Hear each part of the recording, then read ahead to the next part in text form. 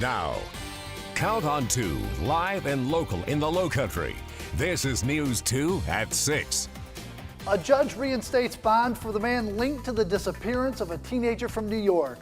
What's next for Timothy Taylor after his release from jail? Plus, a local woman claims Berkeley County did not inform them about proposed new recreation taxes. Tonight, we speak with her about a complaint she filed against the county. Good evening, I'm Carolyn Murray. And I'm Brendan Clark. The man who attorneys believe is the victim of double jeopardy was released from jail today on bond. Timothy Deshaun Taylor has been in jail since October 2017, awaiting sentencing for a federal robbery charge, a charge he pled guilty to in state court and served time for years ago. Since the federal charge, advocates have been pushing for his release, citing double jeopardy. News 2's Deanne Roberts is live outside the courthouse on Meeting Street. And Deanne, you were in the court today. Tell us how this motion to reinstate Taylor's bond came about.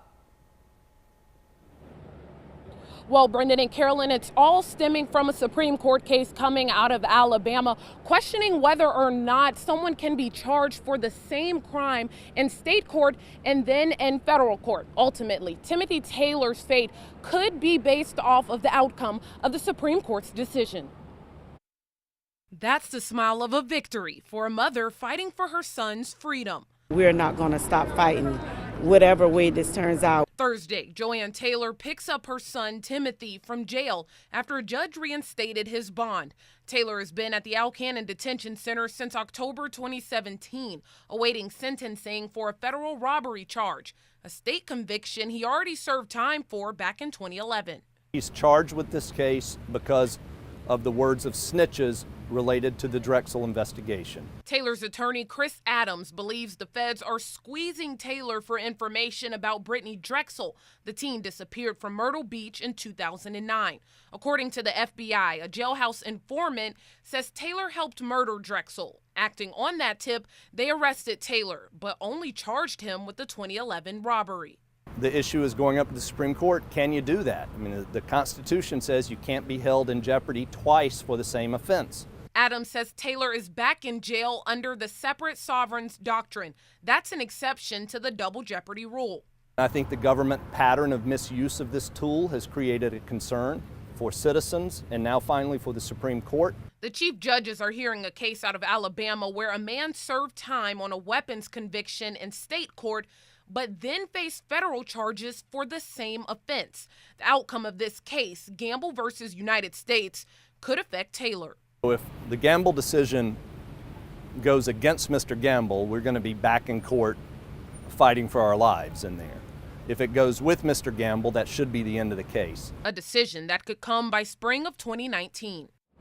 Brendan, Carolyn, I just spoke to Taylor's attorneys. They tell me that Taylor has been released from jail and he is now home with his family after being in Alcannon Detention Center for nearly a year. His attorneys also tell me they believe that Supreme Court case out of Alabama helped the judge today in determining whether or not Taylor's bond should be reinstated. For now, Taylor will be home with his family in McClellanville on house arrest and GPS monitoring. Live in downtown Charleston tonight, Deanne Roberts, Count on 2. Today, the International African American Museum celebrated a milestone, reaching their $75 million Founders Fund goal. Certainly that's great news for the organization, and it clears the way for construction to begin on the building of this museum. News 2's Sophia Arizosa is live in North Charleston. Sophia, the museum will now focus on 2 other fundraising goals as well. That's exactly right, Carolyn. Brendan, an exciting day for those involved in this project. They will now work on raising $8 million for education programs, as well as getting their endowment fund to $10 million. But here at the Royal Missionary Baptist Church in North Charleston, there is a different goal, and that's to get small minority and women-led businesses involved in this project. The city awarded the project to Brownstone Construction as well as Turner Construction, and they are now the ones who are hosting this outreach fair, which is meant to get companies involved who otherwise wouldn't have gotten the chance to work on a project of this scale. Earlier today, I spoke with the project manager who tells me this museum will be something the community can be proud of. We know that underrepresented minorities and African American companies and women-owned companies don't get shots at projects like this. And so while we try to build the project in its typical way of brick, mortar, people get opportunities to be here, we want to be able to highlight companies that usually don't get that shot.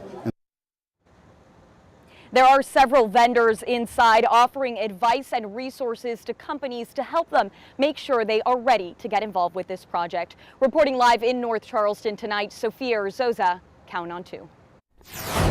A Pennsylvania priest named in a sex abuse report spent time in Charleston in the 1990s. A report reveals Father Robert Spagenberg was involved with at least 2 children while in Pennsylvania, according to the report. A document says that a mother informed the diocese and Vatican her son was abused by Father Spagenberg. Following an investigation, he was reassigned to a retirement home in Florida.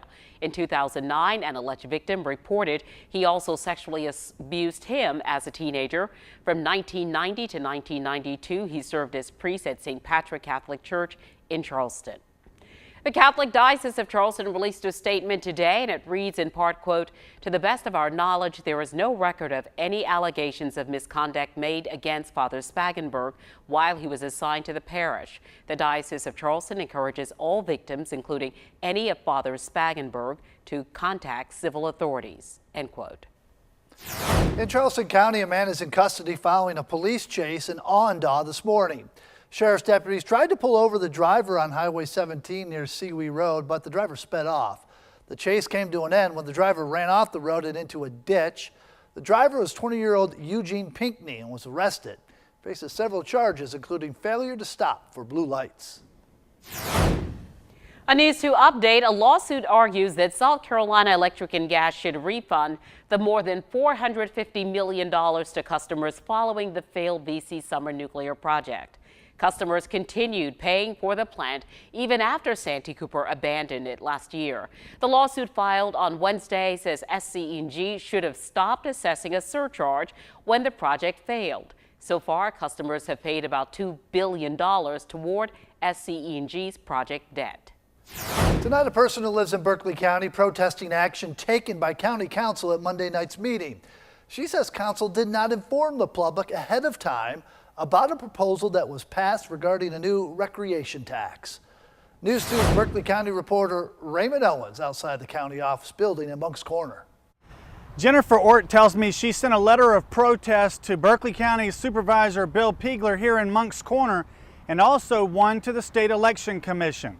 I tuned in Monday to the online video to watch and catch up. Ort says she followed along the published agenda for the meeting as she watched. And what I noticed was on the agenda was no mention of a resolution regarding a ballot referendum to ask the voters if we want to raise our taxes.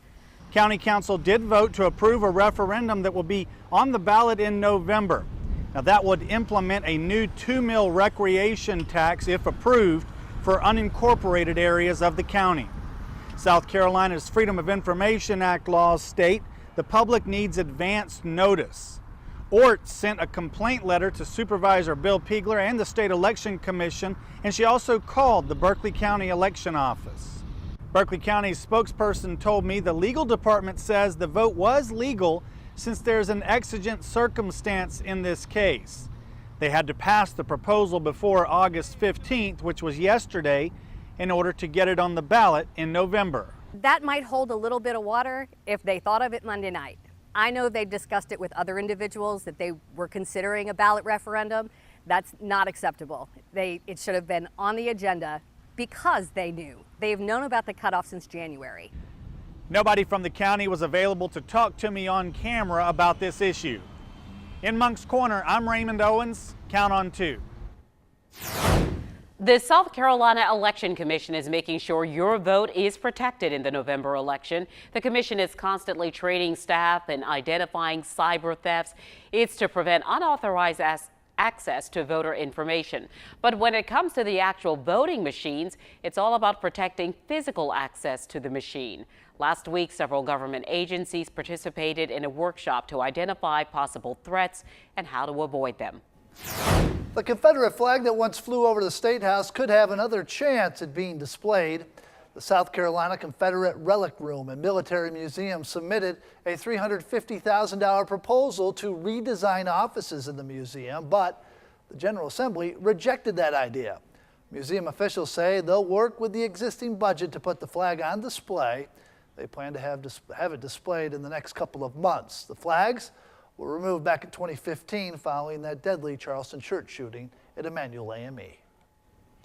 A News 2 update, Charleston Carriage Works drops a defamation lawsuit against the Carriage Horse Advocates and Animal Society. An attorney for Charleston Carriage Works filed the motion on Wednesday. It says the company chose to drop the litigation because they did not have the facts to support the lawsuit. The co-founder of Charleston Carriage Horse Advocates released a statement which reads in part, "We will continue passionately advocating for the animals. It's time for the industry to stop using bully tactics and frivolous lawsuits. The door is always open for the industry to work with us to enact humane regulations." People in Dorchester County say they are frustrated after seeing overgrown vegetation in some areas along county roadways. Some saw overgrowth in areas on Bacon's Bridge Road, along Yardby Road in Somerville.